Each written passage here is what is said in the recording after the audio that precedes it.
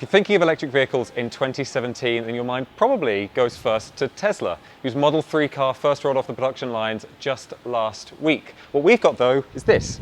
It's an electric motorbike. The manufacturer claims a range of about 40 miles, and with a top speed of 30 miles an hour, it should be able to keep pace with traffic in most urban centres. We've been trying it out for the past couple of days, and here's what we think.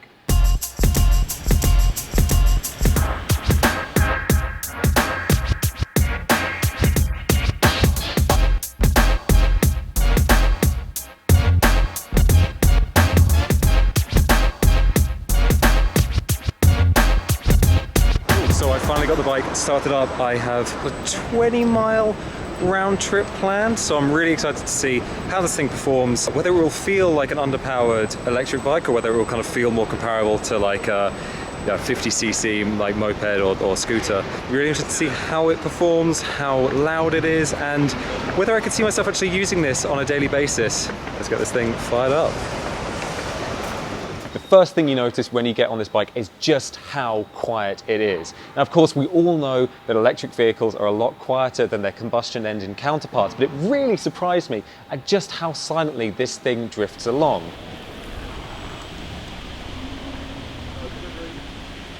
Let's talk about build quality. Now, the bike sports a very plastic construction, which has the benefit of making it a very light bike and very easy to control. However, it does feel slightly cheap. The suspension is very stiff, and this combined with quite a hard seat means that on longer journeys you might find yourself getting a little bit sore, and this was definitely the case on my 10-mile ride.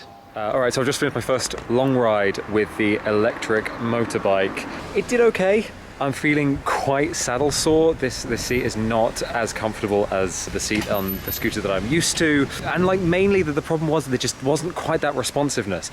The top speed, absolutely fine. Easily hit 30 on most occasions. And so I was happily kind of traveling along with traffic. The problem came when I was at lights. I needed to quickly get up to speed, and there it kind of struggled. It was quite quick getting up to about 20 or so. And then after that point, kind of had to struggle to get up to 30. At one point I was going downhill. I got up to like 35 or so, but I think that was mainly due to gravity than the scooter's actual power itself. Soco limits the bike artificially to 30 miles an hour to comply with various legal regulations. 30 miles an hour is probably going to work quite well for city centres, but if you're slightly further out in the suburbs, you might find that a little bit more difficult. On my ride, I ended up on some 40-mile-an-hour roads, and I definitely felt like traffic was moving a lot more quickly around me, and it didn't feel 100% safe. So I've just got the battery inside. I'm going to charge this overnight. It's not a quick charge. This is being plugged just into a standard wall outlet, but it's quite nice that you can do it in your house. Also means you don't have to find like a charging spot or install like a costly charging station in your garage. You can just bring the battery inside, plug it into a wall, and charge it away. One thing to note is this battery pack is very, very heavy. It does have a nice convenient handle on the top, but it is very heavy. I would not want to carry it if I was also carrying something else at the same time. Final other thing to know actually, the AC brick is quite noisy. So I'm actually charging in my living room rather than in my bedroom, which is where I normally charge stuff like this. I don't want to be kept up all night by an AC adapter.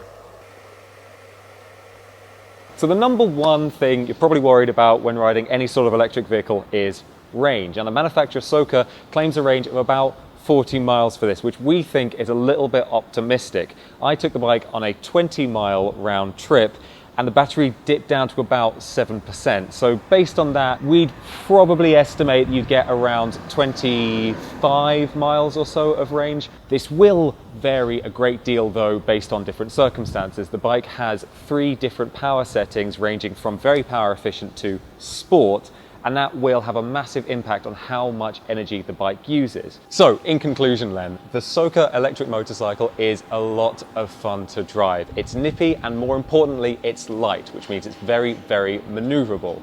However, the range concerns and speed concerns mean that this isn't suitable for anything other than short commutes. We used it on a slightly longer journey, and the range definitely meant that we had that range anxiety that's so important when it comes to electric vehicles. Also, the speed means that you don't really want to take this thing on anything even approaching a B road, and certainly not an A road.